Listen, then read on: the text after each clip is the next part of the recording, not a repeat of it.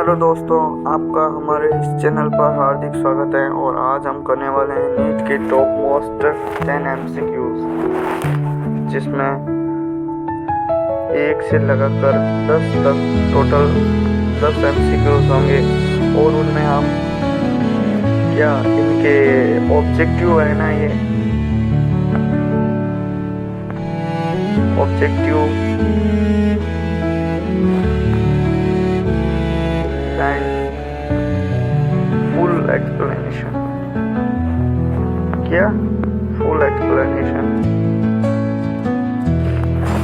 तो अब हम चलते हैं हमारे इस एक्सप्लेनेशन की ओर। तो आज का हमारा पहला क्वेश्चन है कि मानव में निषेचन कहाँ संपन्न होता है। यहाँ पर क्या पूछा है कि ह्यूमंस है ना, ह्यूमंस में निषेचन कहाँ पर संपन्न होता है। अंडा से तो ये स्त्रियों में पाया जाता है। अंडवाही यानी कि फेलोपियन ट्यूब में हमारे क्या होता है, मानवों में निषेचन संपन्न होता है, यानी कि ये फीमेल में होता है मानवों में निषेचन। और गर्भाशय में नहीं होता, योनि मार्ग में भी नहीं होता। तो हमारा राइट आंसर क्या हो जाएगा यहाँ पर, बी ऑप्शन।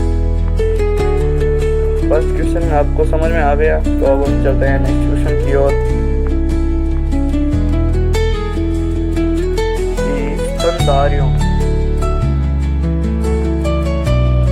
स्तनधारियों में निषेचन कहाँ होता है, कैसा होता है, मतलब स्तनधारियों में निषेचन किस प्रकार का होता है। बाह्य निषेचन ये तो होता ही नहीं है, मानव में नहीं होता है। आंतरिक निषेचन, हाँ ये आंतरिक निषेचन मानव में होता है। और वो कहाँ पर होता है, फीमेल में कहाँ पर, फेलोपियन ट्यूब में। फेलोपियन ट्यूब में होता है मानव में निषेचन। तो इस यहाँ पर हमारा राइट आंसर कौन सा है, बी। ये समझ आ गया। तो हम चलते हैं नेक्स्ट क्वेश्चन की ओर। थर्ड, वाटसन तथा क्रिक ने ये मॉडल प्रस्तुत किया था। कौन सा, डीएनए का डबल हेलिक्स मॉडल, यानी कि डीएनए का द्विकुंडलित मॉडल किसने प्रस्तुत किया।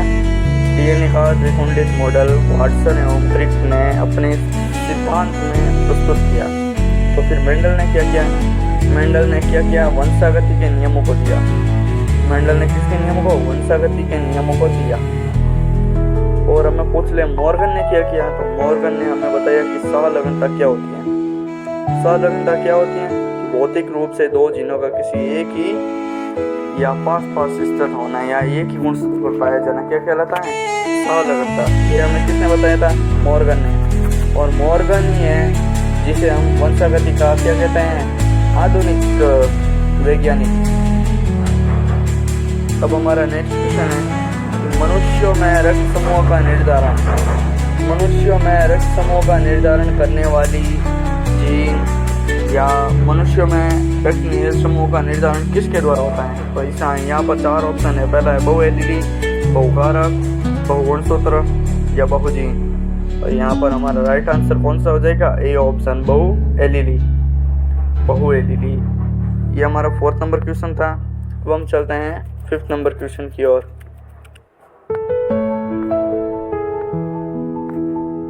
5th नंबर क्वेश्चन क्या है कि पीसीआर तकनीक यानी कि पॉलीमरेज चेन रिएक्शन तकनीक का मुख्य कार्य क्या होता है।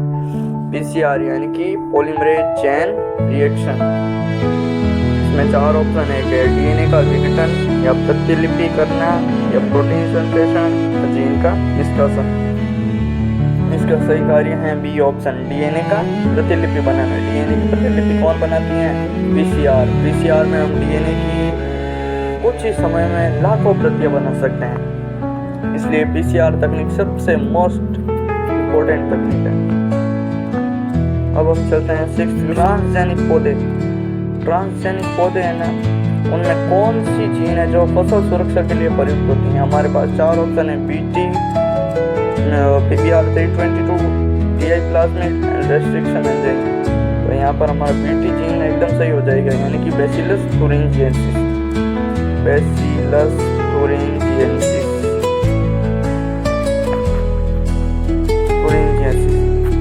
और इसके नेक्स्ट ये दिया हुआ है ना हमें MCQ, इसमें ये ब वाला ऑप्शन है ना, बी वाला, ये PPR322 ये प्रकार का क्या है प्लाज्मिड, जिसमें क्या सभी प्रकार के जीन उपस्थित होते हैं। रेस्ट्रिक्शन एंडोन्यूक्लियस, रेस्ट्रिक्शन एक्सोन्यूक्लियस, प्रतिजैविक प्रतिरोधी जीन, ये सभी इसमें PPR322 में उपस्थित होते हैं। और नेक्स्ट है TI प्लाज्मिड यानी कि ट्यूबर,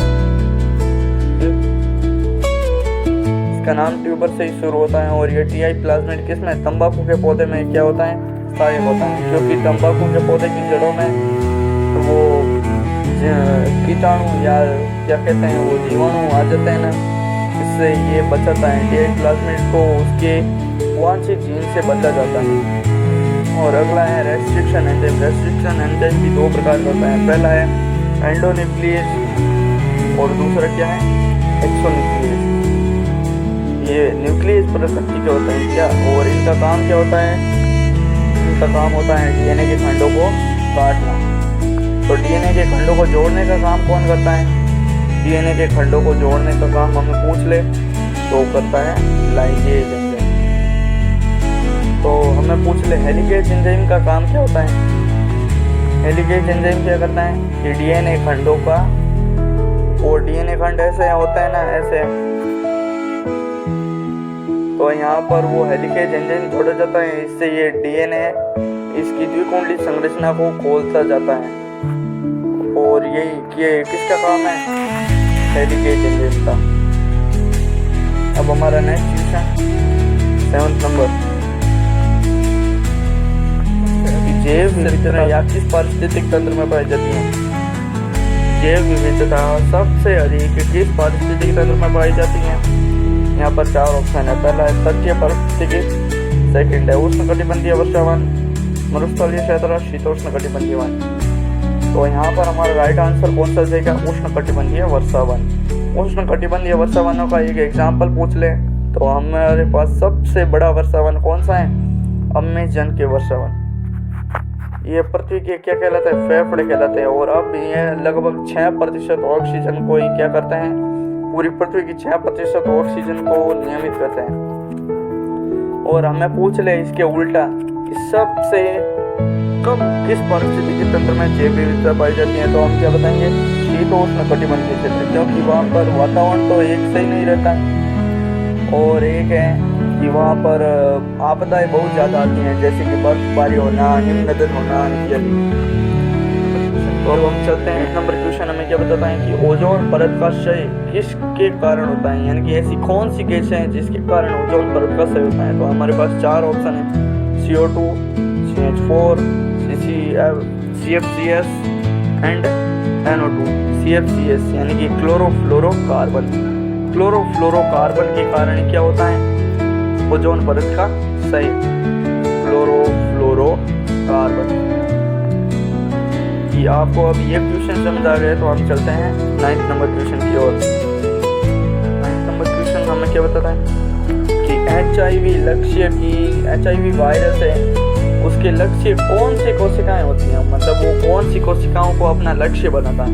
तो यहाँ पर 4 ऑप्शन है, RBC, WBC। WBC के 2 प्रकार है, देखो ये T lymphocyte and B lymphocyte. तो इसमें हमें क्या बताता है, T लिम्फोसाइट को ये क्या बनाती हैं, HIV वायरस लक्ष्य बनाती हैं। और ये अपनी प्रतिकृति कहाँ पूरी करती हैं, HIV वायरस को हम क्या कहते हैं, वायरस फैक्ट्री के नाम से भी जाना जाता है। और ये यकृत में जाकर क्या करती हैं, अपनी वायरस से इसकी फोटोकॉपी। अब हम चलते हैं 10th नंबर क्वेश्चन में क्या बताता है कि डेंगू वायरस किसके द्वारा फैलता है। यहाँ पर 4 मच्छर दिए हुए हैं, पहला एनाफिलीज मच्छर, नहीं 3 मच्छर है, क्यूलेक्स मच्छर, एडीज मच्छर एंड टिक्स तो कुत्तों पर पाई जाती हैं, जो हमें क्या बताती हैं, परजीविता।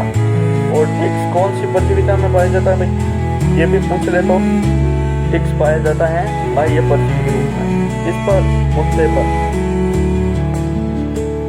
और इसका सही आंसर तो क्या है, एडीज मच्छर।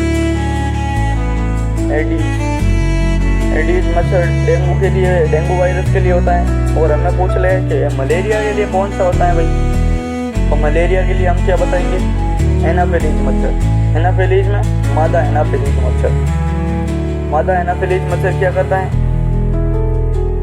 मलेरिया का रोग कारक। और अगर हमें पूछ ले कि क्यूलेक्स मच्छर क्या करता है भाई, क्यूलेक्स मच्छर हाथी पाँव करता है। हाथी पाँव के हमें लक्षण पूछ ले तो क्या हाथी पाँव में हम जननांगों में क्या हो जाती हैं, बध्यता हो जाती हैं, और पाँव फूलकर किसके समान हो जाता है, हाथी के समान। तो यहीं पर हमारे 10 MCQ कंप्लीट होते हैं और ये वीडियो यहीं पर क्या होती है, समाप्त।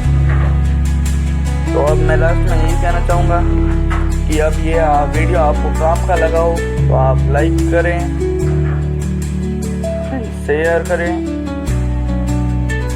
एंड सब्सक्राइब करें।